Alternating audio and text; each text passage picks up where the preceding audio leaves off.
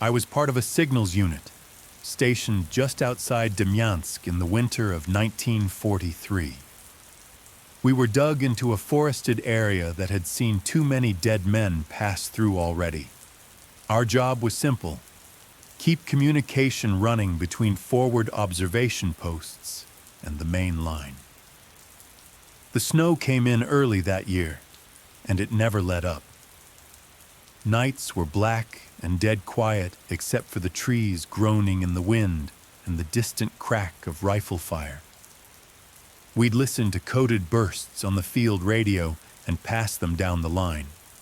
It was repetitive work, but it kept us out of direct fire. At some point, we lost contact with one of our outposts, a 5-man listening post about 3 kilometers north of our sector. The line went dead during the night. No distress signal, no interference, nothing. At first, the command assumed the wires were down or maybe the cold had frozen something out. After 2 days, they decided to send a recovery patrol. 6 of us, including 2 radio techs and a junior officer, Lieutenant Yeager. I was pulled along because I'd worked that sector's comms before and knew the terrain, though I hadn't actually been up there since late December. The snow was waist-deep in places, and by the time we reached the tree line near the post, it was already pushing dusk. We didn't hear any gunfire, no sign of Soviets, just a weird kind of stillness, like the forest had swallowed up all the noise. When we got within visual range of the outpost, everything looked normal. No damage to the building, no smoke or sign of struggle, just 5 helmets hanging from the posts and 1 antenna still turning in the wind. We called out before approaching. No one answered. Inside the outpost, the stove was still warm. 4 of the men were seated around a small table, hands resting on their knees, eyes wide open, faces frozen mid-expression, like they'd just been talking. One guy was even holding a cigarette between his fingers, ash trailing down onto the floor. No blood, no wounds, nothing broken. The 5th man was lying in the bunk, eyes open too, like he'd just laid down for a nap and never got back up. Lieutenant Yeager checked their pulses, though we all knew what he'd find. They were dead, and it hadn't been long, but none of us could explain how. We ran a basic sweep, looked for footprints, signs of a fight, anything. The snow outside was untouched except for our own trail in. The phone line was intact, too. Our comm-tech tried the radio. It powered up. But instead of static or open air, we heard something strange. A short burst of Morse code, then a pause, then a voice speaking German, garbled and quiet, but familiar. It was one of ours.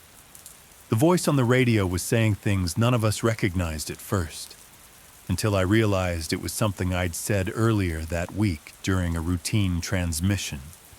Word for word. Same tone, same hesitations. Then it cut out. That night, we stayed in the outpost. Standard procedure until the medics and recovery team could arrive. We took shifts. I volunteered for first watch, mostly to avoid trying to sleep near those bodies. Around 3 a.m., I went outside to relieve myself. That's when I saw movement by the tree line.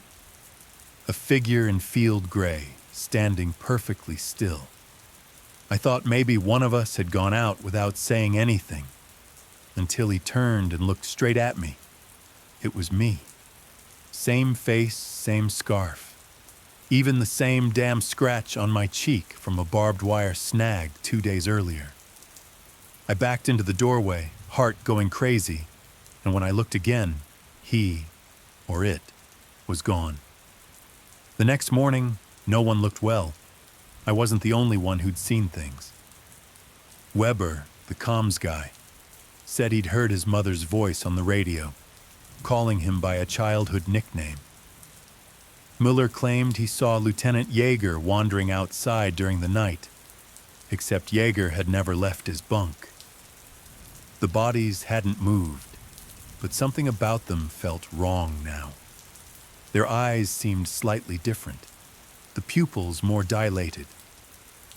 When Weber tried to record the radio signal again, the machine jammed, and then played back what sounded like us, arguing, except none of those conversations had ever happened. By noon, Yeager ordered us to prepare for exfiltration. He'd written a short report. No hostiles, presumed unknown environmental or psychological cause, and wanted us out before we ended up like the outpost crew. We packed up fast. As we marched out, we noticed something new. All around the clearing, up in the trees, there were small bits of cloth tied to branches. Gray-green, just like our uniforms. One of the guys found a tag with his own name on it, hanging 10 feet up, ice frozen into the bark. We didn't talk after that. We just kept walking. We made it back to our base 2 days later, half frozen and quiet. Yeager handed over the report, but told us not to talk about what we saw. Officially, it was filed as a recovery mission during severe weather. I never saw any of those guys again, not even Yeager. They moved us to different units not long after. I never found out what caused it, or if anyone else ever went back to that place. But I still remember standing outside that bunker, staring at my own face in the snow, and knowing, without a doubt, that something in those woods was watching us. And it knew exactly who we were. I was stationed at Cox's Head in the fall of 1943, just outside a tiny fishing town called Cutler Harbor. I wasn't military exactly. I was part of the civilian Coast Watcher program. My job was simple. Stay in the observation shack from dusk until dawn, log ship movements, and report anything unusual. Most nights were boring, just the wind off the water and the occasional rumble of a distant engine. We were under strict blackout orders then. No porch lights, no car headlights, no lanterns near windows. The threat of U-boats offshore was real. A few months before I arrived, a tanker had been torpedoed just 30 miles out. I was 22 and took the job seriously, but the townfolk didn't talk much. They were polite, but distant. A lot of the older fishermen kept their routines tight and didn't appreciate questions, especially about the war or anything out on the water. There was a sort of quiet tension around Cutler, like everyone was waiting for something to happen, but didn't want to be the one to say it. Still, I kept my head down, walked the same gravel path to Cox's Head every evening, and made my nightly reports by field radio. It was a week into my assignment when I noticed the first flash. I was looking out over the dark water just before midnight when I saw a quick pulse of light far to the south, maybe 3 miles out. It didn't look like a boat signal. It was low, but it flickered like a lamp being covered and uncovered. 5 flashes, then nothing. I noted it and reported it, thinking maybe it was a fishing vessel ignoring protocol. But something about it nagged at me. It wasn't the last time I saw it. The flashes continued for a few nights, always at the same hour, always coming from the same direction. I tried to get a better idea of what I was looking at by moving further down the hill, setting up the old binoculars the Coast Watcher program had issued me. But no matter how much I adjusted the lenses, the light always stayed just beyond the reach of clarity. It wasn't the soft glow of a lantern or the steady beam of a searchlight. It was too erratic, almost like someone was signaling in Morse code. I couldn't shake the feeling that someone else was out there, deliberately hiding themselves from view. The isolation of the place only amplified the creeping sense of paranoia that had started to set in. It wasn't just the flashes. It was the sense that someone was watching me too. I started hearing faint clicks on the radio at night. No words, just static, then a pause, then another click. I wasn't the only one on the airwaves, and I wasn't sure if it was just interference or something else. One evening, I decided to investigate further. I waited for the flash again, then grabbed my gear and trekked down toward the edge of the water. It was about 1 a.m. when I reached the shore. The darkness was thick, but I could still see the faint light blinking off in the distance.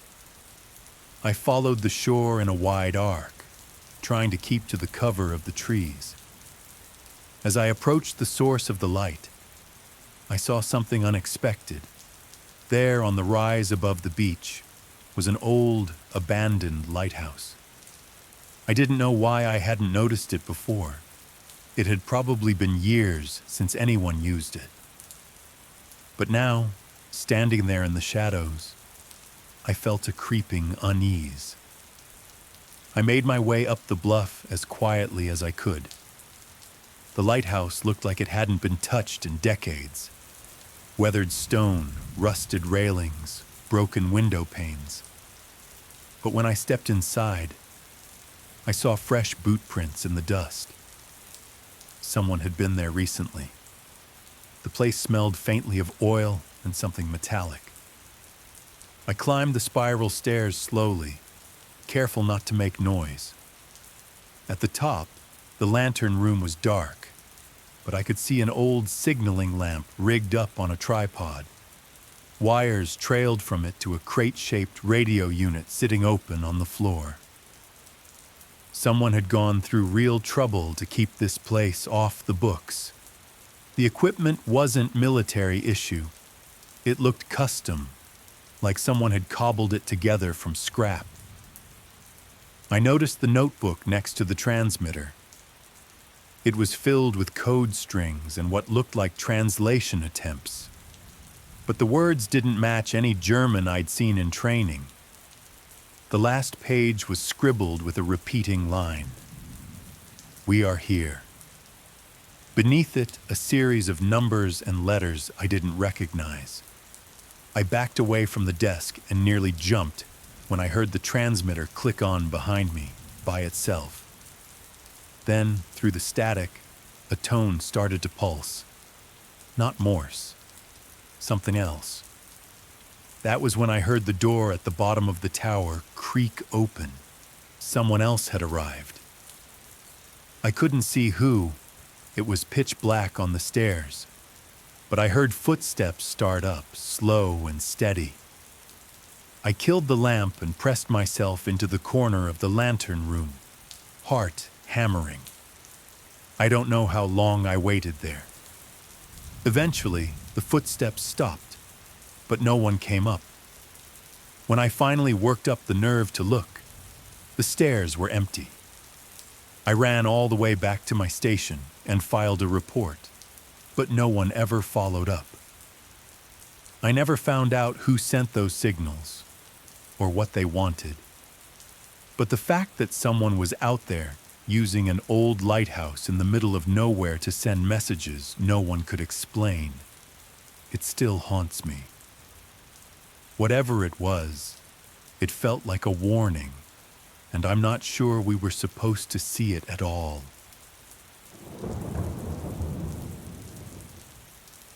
In 1943, I was 11 and living in a small village near the North Downs in Surrey. My father was away in North Africa with the Royal Engineers, and my mother volunteered with the Women's Voluntary Service, helping evacuees who'd been sent down from London. I spent most days riding my bike with two boys from school, Peter and Albie, down narrow country lanes, kicking around old tin cans, pretending they were German grenades. The war was always in the background. But when you're that age, you don't fully grasp the danger. You just live around it. One afternoon in early March, we were playing near St. Petrox, the old stone church just outside the village. It had been closed off for repairs since the Blitz damaged the roof.